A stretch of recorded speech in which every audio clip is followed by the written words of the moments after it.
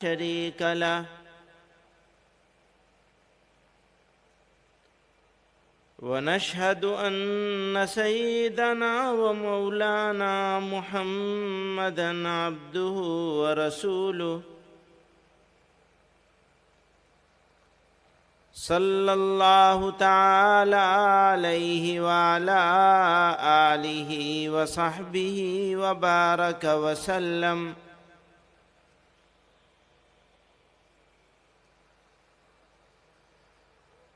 इस इजलास के सदर मोहतरम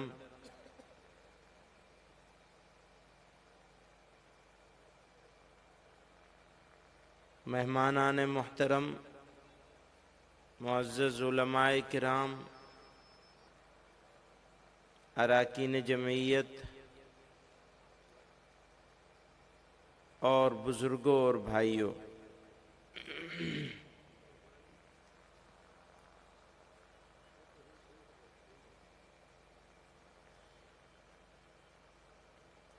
इसमें कोई शुबा नहीं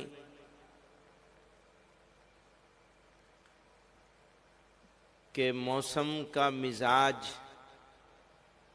मौसम के तेवर बिगड़े हुए हैं।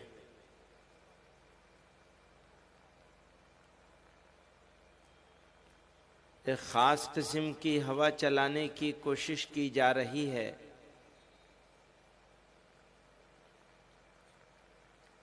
जिसमें नफ़रत की बू है, कड़वाहट है, दुश्नाम गालियां हैं,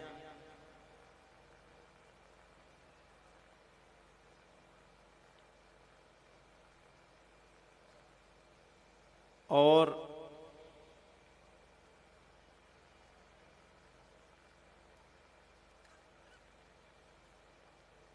मुल्क की दूसरी बड़ी अक्सरियत यानी मुसलमान, सेकेंड लार्जेस्ट मेजॉरिटी,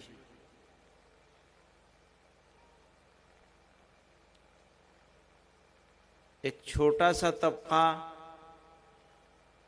इस दूसरी बड़ी अक्सरियत को सेकेंड क्लास के सिटीजन बनाने की कोशिश कर रहा है। इसमें कोई शुबा नहीं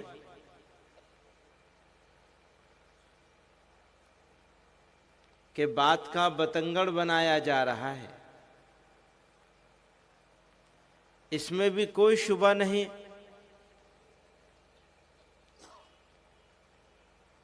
कि जो काम इस देश, इस मुल्क, इस कंट्री से बाहर बैठे हुए लोग कभी नहीं कर पाए, उसको अंदर के कुछ नाम निहाद दोस्त करने में पूरी ताकत लगाए हुए हैं।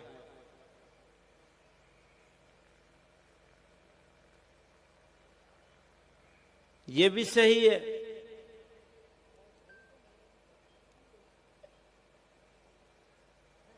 कि माहौल ऐसा बनाया जा रहा है कि लोग घुटन महसूस करें, घुटन का शिकार हो जाएं।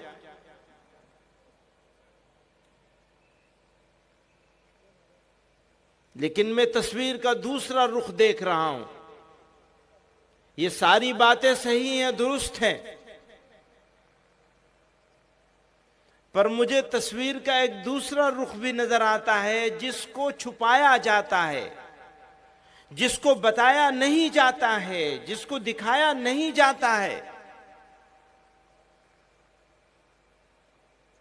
वो ये है कि इस मुल्क की बड़ी अक्सरियत आज भी, बिरादरान वतन की अक्सरियत आज भी उन लोगों के साथ नहीं है जो नफरत का खेल खेलना चाहते हैं।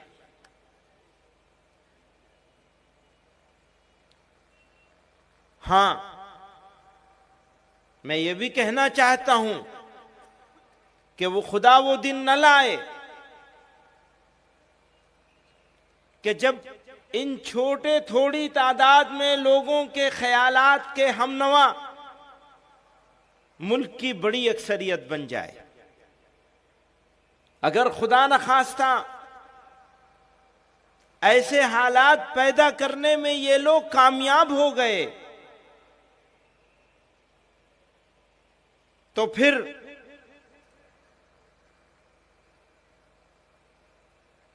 ये सुन लेना चाहिए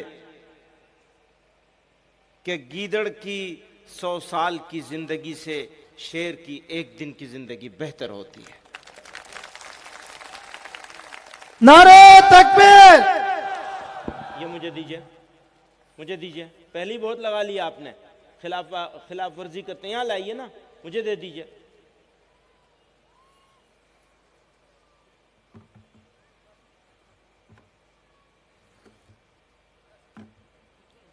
हम लोग जो हैं नारों के शौकीन हैं,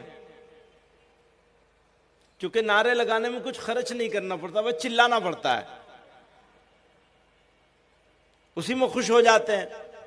मजमा जमा कर लिया, भीड़ जमा कर ली, नारे लगा लिए, मैसेज कोई ना जाए। अच्छा, मैसेज की सूरत यह है कि बोलने वाले बोल के चले जाते हैं, सुनने वालों को पता नहीं चला कि क्या बोल के गए। सारा किस्सा पूरा हो गया, पूछ रहा है जुलेखा मर्द थी या औरत था? हाँ, ऐसा हाल हो गया हमारा।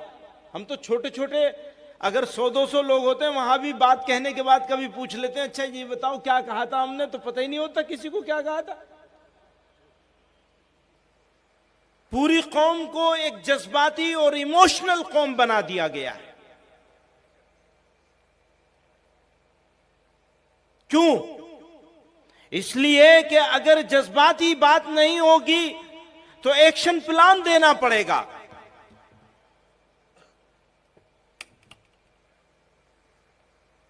और एक्शन प्लान देंगे तो फिर रिएक्शन नहीं होगा, और रिएक्शन नहीं होगा तो उनकी नेतागिरी, ठेकेदारी कैसे चलेगी? यह किस्सा सारा ठेकेदारी का है। अगर मुसलमानों के खिलाफ आग उगली जा रही है तो वो भी ठेकेदारी का है, और उसके रद्दे अमल में जो काम किया जा रहा है वो भी ठेकेदारी का है। यही मेरी शिकायत है कि ना दुश्मन हमारा प्लान करता है कि हम ये बोलेंगे तो मुसलमान इसके जवाब में ये बोलेगा, तो ये बोलेगा तो गैर मुस्लिमों में, आम हिंदुओं में जो अभी मुस्लिम मुखालिफ नहीं हुए हैं, उसका रद्दे अमल ये पैदा होगा। तो हर चीज सोच समझ करके बोली जाती है। नक्शा वो बनाते हैं, रंग मुसलमान भरता है उसके अंदर, नाम निहात कायदीन भरते हैं।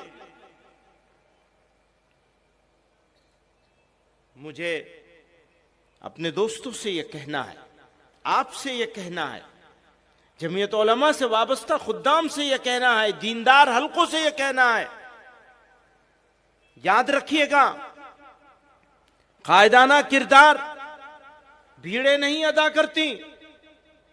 कायदाना किरदार तो साफ सुथरी सोच रखने वाले अफराद अदा करते हैं। कायदाना किरदार मिलल के बीच में, मिल्लतों के बीच में वो तवील राह अमल होती है, रद्द अमल नहीं होता। किसी बड़े सियासी रहनुमा के खिलाफ किसी और सियासी रहनुमा ने कुछ बोला, मीडिया वालों ने उससे सवाल किया, कहा हाथी चलता है कुत्ते भौंकते हैं। हाथी चलता है तो कुत्ते भौंकते हैं। तुम ये चाहते हो कि हाथी भी जवाब में भौंकने लगे? हरगिज नहीं। हमें और आपको एक तवील राह अमल मुतय्यन करनी है, एक्शन प्लान बनाना है, रिएक्शन नहीं करना है। हमारा एक्शन प्लान क्या हो सकता है? क्या आप ये समझते हैं कि अगर किसी इंसान को 100 साल का इख्तिदार दे दिया जाए और बीच में से तमाम जमहूरी निजाम को खत्म कर दिया जाए, हटा दिया जाए, उसको बादशाह बना दिया जाए। किसी भी इंसान को। तो क्या आप ये समझते हैं कि मुसलमान बताशा है, पानी गिरेगा और बैठ जाएगा? भूल जाएं, इस ख्वाब को भूल जाए। अगर किसी ने यह ख्वाब देखा है बदमस्ती का, तो इस ख्वाब को भूल जाए। जब तक कयामत नहीं आएगी, जब तक कयामत नहीं आएगी, तब तक इस सरजमीन को मुसलमान अपने सजदों से आबाद करता रहेगा इंशाअल्लाह। खतरा वहां से नहीं है, खतरा तो अंदर से है। मुश्किल अंदर है, बाहर नहीं है। हम बाहर ढूंढ रहे हैं, अंदर की मुश्किल को भूल गए।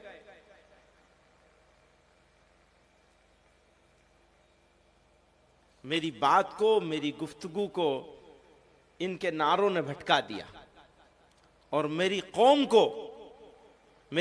को उसके लीडरों ने जज्बाती बातों से भटका रखा है। हरगिज मायूस होने की जरूरत नहीं है। मैं पूरे एतमाद के साथ कहता हूं कि इस पूरे बर्रे सगीर में भारत के मुसलमानों के लिए भारत से अच्छी जगह आज भी कोई नहीं है।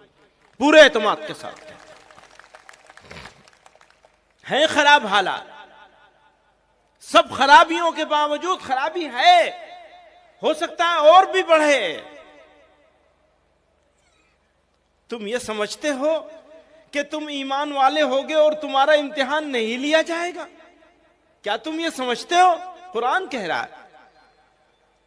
तुम ये समझते हो कि तुम आराम से रहोगे? कहोगे हम ईमान लाए अल्लाह पर और उसके रसूल पर, और तुम आराम से जिंदगी गुजारोगे मुशरिकों की तरह से? तुम आराम से जिंदगी गुजारोगे उन लोगों की तरह से जो ईमान की नेमत से महरूम रह गए? यह कभी नहीं होने वाला है, यह कभी नहीं होने वाला है। तुम्हारा ईमान इस बात की अलामत और पहचान है कि तुम्हें तपाया जाएगा, तुम्हें गर्म किया जाएगा, तुम्हें तैयार किया जाएगा उस परवरदिगार के सामने पेश होने के लिए। तो हालात से घबराना यह मुसलमान की शान नहीं है, यह ईमान की पहचान के खिलाफ है कि हालात से मुसलमान घबरा जाएगा। हम तब नहीं घबराहट में आए जब हमारे दोस्त, हमारे चाहने वाले, हमारी चाहत का दावा करने वाले हमारा जनाजा पढ़ के इस मुल्क से जा रहे थे। आज हम उनके मुल्क से बड़ा मुल्क यहां लेके बैठे हुए हैं। वो गए थे ये कह करके कि तुम्हारा जनाजा पढ़ के जा रहे हैं, वो गए थे ये कह करके कि तुम मुर्तद बना लिए जाओगे। मुकाबला कर लीजिए उनके ईमान का और हमारे ईमान का, मुआजना कर लीजिए। न तादाद में वो हमारे बराबर हैं, न ईमानी हमीयत में वो हमारे बराबर हैं, न हमारे इदारों में वो हमारे बराबर है, न वो हमारी दीन के कामों में वो हमारे बराबर। और हिंदुस्तान के मुसलमानों को, इस मुल्क भारत के मुसलमानों को फख्र है इस बात पर कि आज भी अगर सही इस्लाम की तालीम, सही इस्लाम की तबलीग, सही इस्लाम पर अमल करने वाले लोग पूरी दुनिया में अगर कहीं मिलेंगे तो वो भारत में मिलेंगे। और यहीं से शुरुआत होती है, मरकज है हमारे यहीं पे, यहीं मराकिज है हमारे। तो हरगिज मायूस होने की जरूरत नहीं, कोई घबराहट की चीज नहीं है। हां, हालात आएंगे, लेकिन हालात से निमटा कैसे जाएगा? ईंट का जवाब पत्थर से दिया जाएगा। एक तरीका यह होता है निमटने का, जिसको नाजायज नहीं कहा जा सकता, जिसको गलत भी नहीं कहा जा सकता कि ईंट का जवाब पत्थर से दिया जाए। वो सही भी हो सकता है दुनिया वालों के लिए,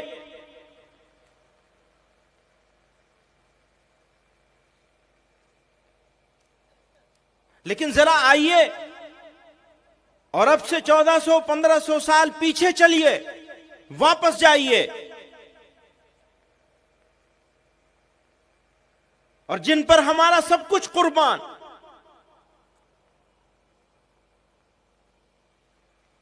जिनके वास्ते से अल्लाह रब्बुल इज्जत ने हमको तमाम इज्जतों से, बुलंदियों से नवाजा, आकाए दो जहां नामदार मदीना मोहम्मद मुस्तफा सल्लल्लाहु अलैहि वसल्लम जब कमजोर थे, जब कोई साथ देने वाला नहीं था, तो उस वक्त सताए जा रहे थे, जुल्म किया जा रहा था, दुख दिए जा रहे थे, बेइज्जत और जलील किया जा रहा था, मारा जा रहा था, सजदे में जा रहे थे तो ओजड़ी रखी जा रही थी, कांटे और कूड़ा, रास्ते में कांटे बिछाए जा रहे थे, ऊपर से कूड़ा डाला जा रहा था। फिर यही नहीं, आपके मुकद्दस साथियों के साथ क्या क्या हुआ, हजरत बरीरा के साथ क्या हुआ, हजरत सुमैया के साथ क्या हुआ, कितने वाकयात हैं, सब मालूम है आप लोगों को। और ताइफ की गलियों में नबी अलैहिस्सलातु वस्सलाम के साथ क्या हुआ, आपने क्या किया। जब वो आए थे इजाजत लेने के लिए कि आप इजाजत दे दीजिए तो पहाड़ों को मिला दिया जाएगा, ताइफ का नामो निशान मिट जाएगा, तो जनाब रसूलुल्लाह सल्लल्लाहु अलैहि वसल्लम ने क्या फरमाया, सबको मालूम है। जख्मों से चूर हैं और आप फरमा रहे हैं कि नहीं, हो सकता है इनकी नस्लों में कोई ईमान ले आए, पूरी नस्ल ही ईमान वाली हो गई। ये तो कमजोरी की हालात है। इसको कोई ऐसा आदमी जो उन पर ईमान न रखो इनकार भी कर सकता है, क्योंकि उसके तारीखी सबूत नहीं मिलेंगे पूरी तरह से इस वाकये के। लेकिन उस वाकये का कैसे इनकार करेंगे जब इज्द हो गई है। तब इराक के 60 मोस्ट वांटेड लोगों की लिस्ट निकाली जाती है।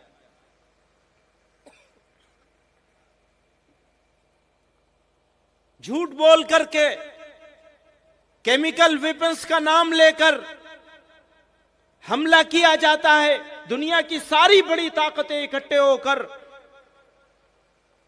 केमिकल हथियारों के नाम पर हमला करते हैं और 10 लाख औरतों को बेवा बनाने के बाद, 20 लाख से ज्यादा बच्चों को यतीम बनाने के बाद, 7.5 लाख बच्चों के मर जाने के बाद एक छोटा सा माफीनामा आता है कि हमें गलत खबर मिली थी, कोई केमिकल वेपन नहीं था। ये सिविलाइज्ड है, इनको सिविलाइज्ड कहा जाएगा। इन्होंने तो 2000 साल पहले के दुनिया के बदतरीन खूंखार जालिमों को, जिनको जुल्म के नाम से याद किया जाता है, उनको भी मात कर दिया। और ये सिविलाइज्ड दुनिया में 60 मोस्ट वांटेड लोगों की लिस्ट निकाली जाती है मारने और कत्ल करने के लिए। नबी अलैहिस्सलातु वस्सलाम ने 1500 साल पहले फतह मक्का के मौके पर उन्हीं मोस्ट वांटेड लोगों को माफी का सिर्फ ऐलान नहीं किया था, बल्कि यह कहा था कि इनके घर में जो पनाह ले लेगा हम उसको भी माफ कर देंगे। बदतरीन दुश्मनों को, जो वो वाजिबुल कत्ल थे, जिनको सड़क पे लिटाकर कत्ल करना चाहिए था, जिनकी लाश को दरख्तों पे लटकाना चाहिए था, पैगंबर अलैहिस्सलातु वस्सलाम माफी का ऐलान ही नहीं कर रहे हैं। ये कह रहे हैं जिनको ये भी अपने पनाह में ले लेंगे हम उनको भी माफ कर देंगे। सारे बड़े सरदारों को माफ कर दिया। हमारे सामने उनकी मिसाल मौजूद है और उस मिसाल से हम नहीं सीखेंगे, फायदा नहीं उठाएंगे, तो फिर हमें जलील और रुसवा होने से कोई बचा नहीं सकेगा, कोई नहीं बचा सकेगा। जुल्म का जवाब जुल्म से नहीं दिया जा सकता, नाइंसाफी का जवाब नाइंसाफी से नहीं दिया जा सकता, अंधेरे को अंधेरे से नहीं मिटाया जा सकता, आग को आग से नहीं बुझाया जा सकता। हां, जुल्म को सब्र से हराया जा सकता है, क्योंकि मेरे अल्लाह ने कहा है कि सब्र करने वालों ही के साथ हूं।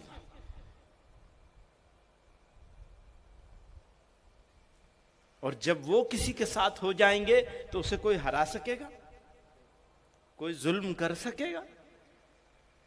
मिट जाएगा।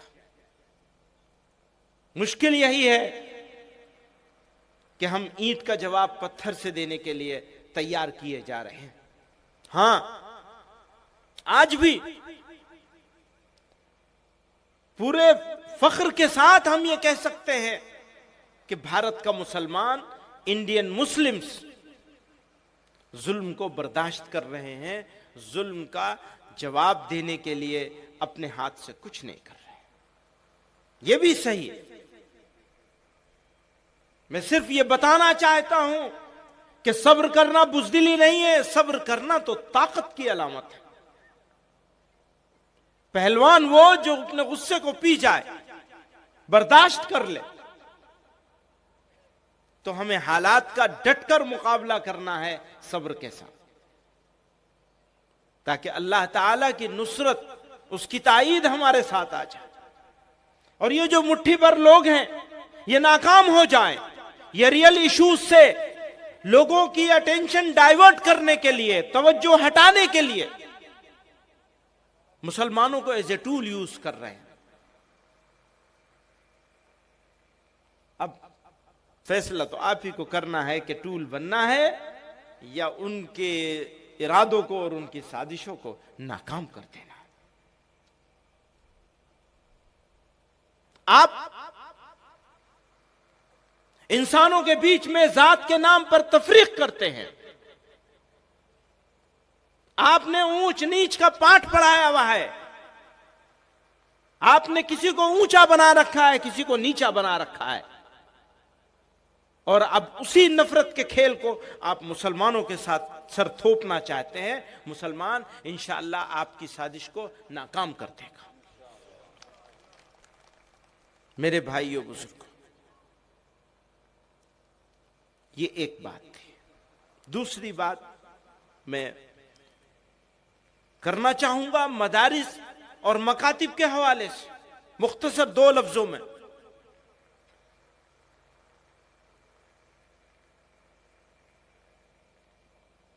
सारी ताकतों को मुसलमानों से नहीं, इस्लाम से बैर है। ताकतों को, बड़ी ताकतों को मुसलमानों से नहीं, इस्लाम से बैर है। हम ईमान छोड़ दें, दुश्मनी खत्म हो जाएगी। हम तो पकड़ के बैठे हुए हैं दांतों से। हमारे लिए ये जिंदगी 2 नंबर पर है, ईमान 1 नंबर पर है ना? दुनिया वालों के लिए जिंदगी 1 नंबर पे होती है, ईमान वालों के लिए ईमान 1 नंबर पे होता है। हमारी अगली नस्लों तक ये ईमान मुंतकिल कैसे होगा?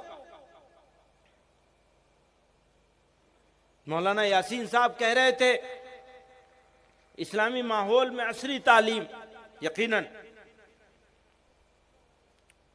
इस इलाके के मुसलमान दूसरे इलाकों के मुसलमानों से, मैं नॉर्थ गुजरात की बात करूं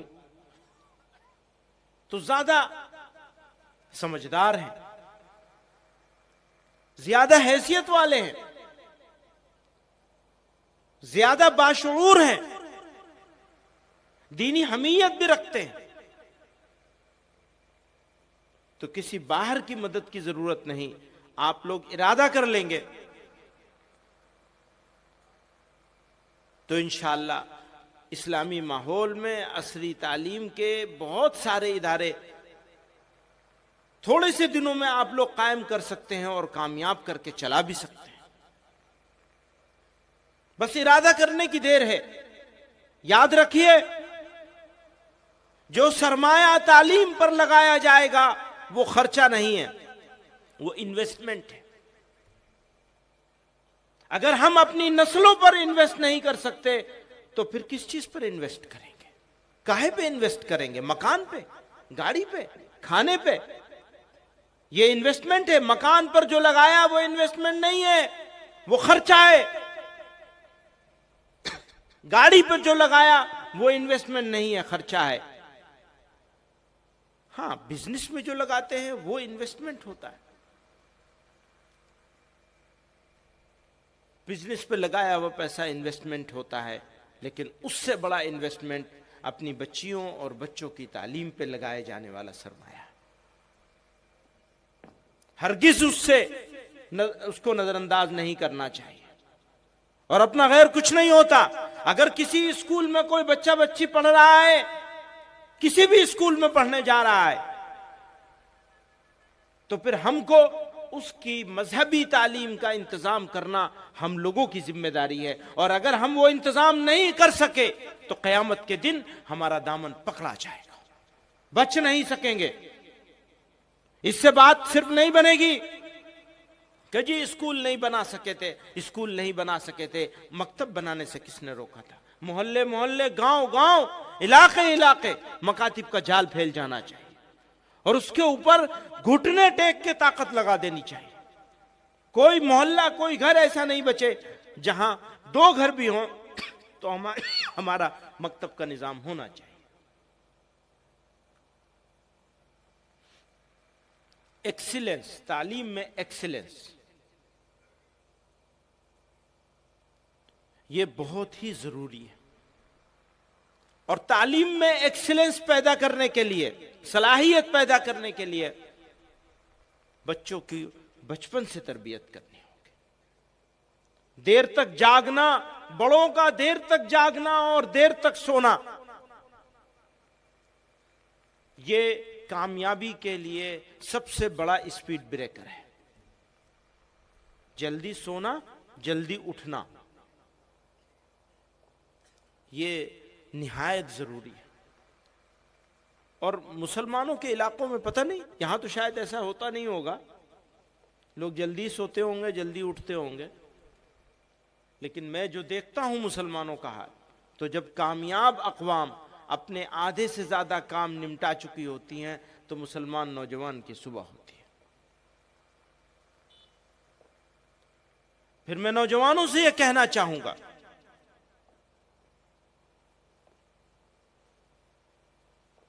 कि इस इलाके में, यहां जमीयत के जिम्मेदार भी मौजूद हैं, जमीयत यूथ क्लब का प्रोग्राम चलाना चाहिए, नौजवानों को उसमें हिस्सा लेना चाहिए, तरबियत लेनी चाहिए, फिजिकल ट्रेनिंग लेनी चाहिए, ताकि वो मेहनत के आदी बन जाएं और हर तरह के हालात से निपटने के लिए तैयार रहें, काबिलियत पैदा करें। जिस्मानी काबिलियत होगी तो जहनी काबिलियत भी होगी, और जहनी काबिलियत भी होगी तो सही रास्ता ढूंढना आसान हो जाएगा। मेरे भाइयों बुजुर्गों,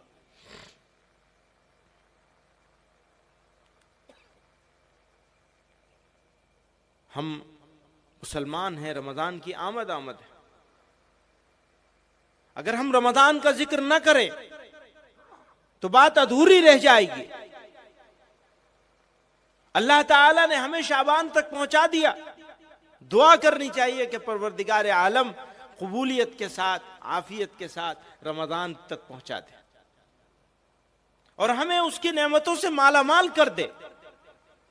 पैगंबर अलैहिस्सलातु वस्सलाम ने रमजान के लिए बड़ी बड़ी बशारतें अता फरमाई।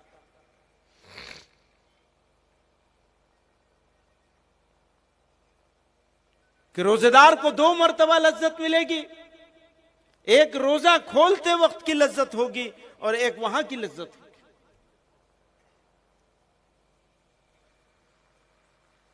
फरमाया कि जो ईमान और एहतिसाब के साथ रमजान गुजार ले, उसके पिछले सब गुनाह माफ। गुनाह सगीरा की ही बात हो रही है। कबीरा के लिए तो तौबा करना जरूरी होता है, और तौबा भी अजीब चीज है। अभी यहां इरादा कर लेंगे, हो गई तौबा। और तौबा करने वाला ऐसा हो जाता है जैसे उसकी मां ने उसे अभी जनाओ। कोई साहब पूछ रहे थे किसी बुजुर्ग से, अल्लाह का वली होने का तरीका बता दीजिए। कहने लगे सच्चे दिल से तौबा कर लो, हो जाओगे वली। भाई जब सारे गुनाह माफ हो गए तो वली तो हो ही गया आदमी। कितनी देर का काम है। बस गुनाहों के ऊपर शर्मिंदा हो जाना है, ये आज़म कर लेना है कि आइंदा से ये गुनाह नहीं करेंगे। अच्छा, सारों से तौबा नहीं कर सकते, एक से ही कर लो। चूंकि तौबा करने वाले का जब निदामत के साथ तौबा करने वाला तौबा करता है तो फिर अल्लाह ताला दरवाजे खोल देते हैं। तो ईमान और एहतिसाब के साथ रमजान गुजारा जाए। एहतिसाब का मतलब क्या है? अकाउंटेबिलिटी, निगरानी। कैसा दिन गुजरा, क्या खाया, कितना खाया, वजू करने गए तो कितना पानी बहाया, फालतू तो नहीं बहा दिया। हर चीज का हिसाब होगा। अपना वक्त कैसे गुजारा, रातों का कयाम कैसे हुआ, मस्जिद की तरावी कैसे हुई। ऐसा तो नहीं था कि मस्जिद में जाने से पहले मस्जिद से जाने की फिक्र हो जाए। हर सलाम फेरने के बाद घड़ी की तरफ नजर रहती है, कब खत्म हो, कब छुट्टी मिले। इतना तो शैतान को भी वहां फिक्र नहीं होती होगी कि कब चांद हो और कब जाऊं। जिससे ज्यादा हमें फिक्र होती है कि कब मस्जिद में तरावी खत्म हो और बाहर निकलें। और बाहर निकल के क्या होगा? कुरान नहीं पढ़ेंगे, मजलिसें जमती हैं। 10-5 मिनट रिश्तेदारों के साथ, इज्जा के साथ, वालिदैन के साथ, बच्चों के साथ आधा घंटा 1 घंटा बैठो, कोई हरज नहीं। लेकिन पूरी रात इसी में गुजर जाए तो जाय कर दिया। फिर क़यामुल लैल क्या हुआ? ये दीनदार लोगों की बात है। क़यामुल लैल का मतलब यही है कि आप रात का अक्सर हिस्सा नहीं तो कम से कम 1/3 इबादतों में गुजारे, रातों को जिंदा करें। जो जिसने रात को ईमान और एहतिसाब के साथ जिंदा कर लिया उसकी भी मग़फ़िरत। मेरे भाइयों बुजुर्गों, अल्लाह ताला हमें सबको रमज़ान की नेमतों से माला माल होने की तौफीक अता फरमाए। और एक आखिरी बात, हमारा इलाका, हमारा मुल्क, हमारी सरजमीन,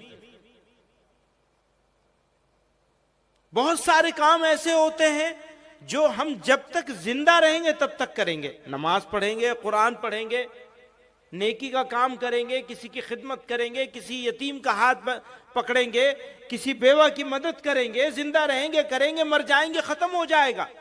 ना नेकी ना नेकी कर सके आदमी मौत पर, और ना ही बुराई कर सके मौत पर।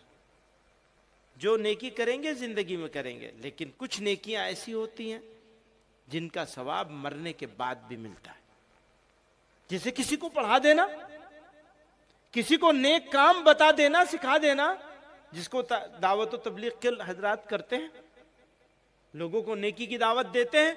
अब वो मर जाएंगे तो भी वो जो जिसको दावत दे के नेकी के काम में लगाया, वो जब तक नेकी करता रहेगा सवाब मिलता रहेगा। मदरसे वाले करते हैं, लोगों को इल्म दीन सिखाते हैं, वो जब तक इल्म दीन सीखने की वजह से अमल करता रहेगा, उसके उस्ताद को उसका सवाब मिलता रहेगा, इदारा चलाने वाले को सवाब मिलता रहेगा, इदारे में हिस्सा लेने वाले को सवाब मिलता रहेगा, और फिर वो जो दूसरों को सिखाएगा उसका सवाब मिलेगा। एक सिलसिला है जो क़यामत तक जारी रहेगा इंशाअल्लाह। इसी तरह से कुआं बना देना, रास्ता बना देना। मौलाना अभी तज़किरा कर रहे थे दोपहर, मुझे याद आया पैगंबर अलैहिस्सलातु वस्सलाम से गरीब सहाबा ने कहा हम कहां से सदका करेंगे? आपने फरमाया बुरी चीज रास्ते से हटा दो तकलीफ देने वाली। अभी तो हमारा यह हाल हो गया है, मोटरसाइकिल लेके चल रहे होते हैं, कार लेके चल रहे होते हैं, जहां जहां जगह मिली वहां खड़ा कर दिया। ये नहीं सोचते कि किसी को हमारी मोटरसाइकिल खड़ा कर देने की वजह से तकलीफ होगी, बस खड़ा कर दिया, आगे चले गए।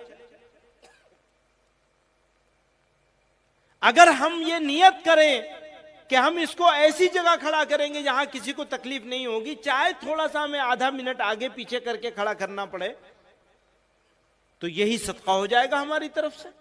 वो तो हटाने की बात कर रहे हैं, यहां तो खड़ा ही कर देते हैं बीच में ले जाके, तकलीफ की फिक्र ही नहीं होती। तो मुसलमान का नजरिया जो है, एक इस्लामी नजरिए के साथ जिंदगी गुजारना हमारे नौजवानों के लिए, वो हमारी तरफ से बताने की कमी है।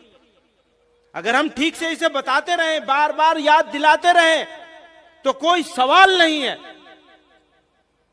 कि हमारा नौजवान इसको सदका समझकर सही तरह से क्यों ना करे।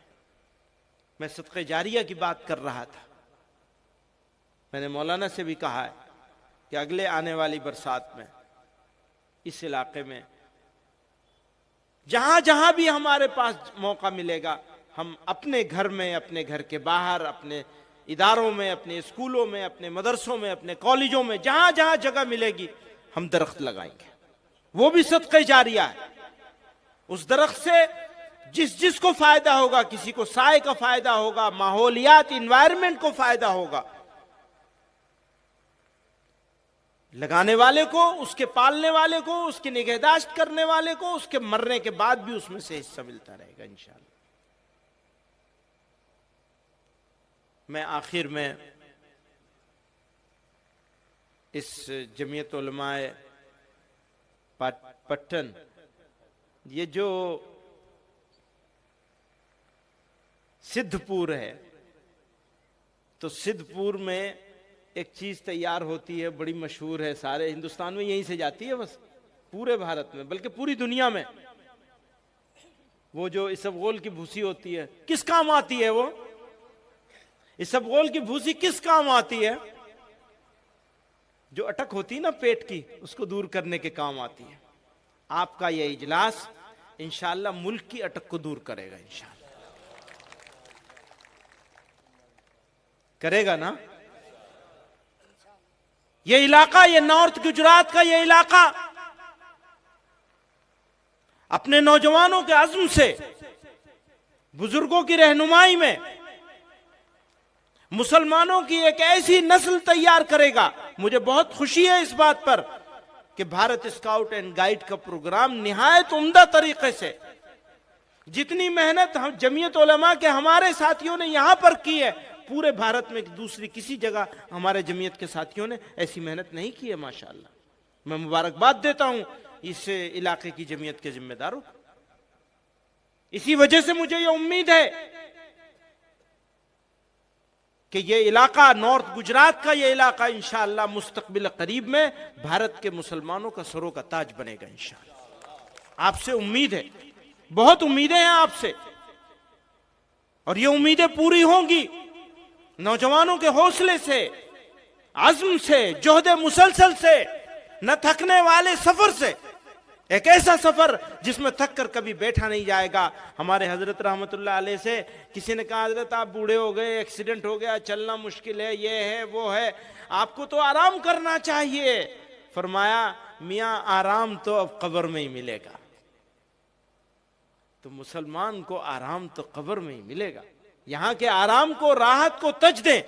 मैं नौजवानों से कहना चाहता हूं, यह आज़म कर लें, हम अपनी जिंदगी का कोई लम्हा ज़ाय नहीं होने देंगे। मौलाना ने यह बात बिल्कुल सही कही, ये तो कुरान कह रहा है कि जो चीज नफा बख्श नहीं होगी वो चीज खत्म हो जाएगी।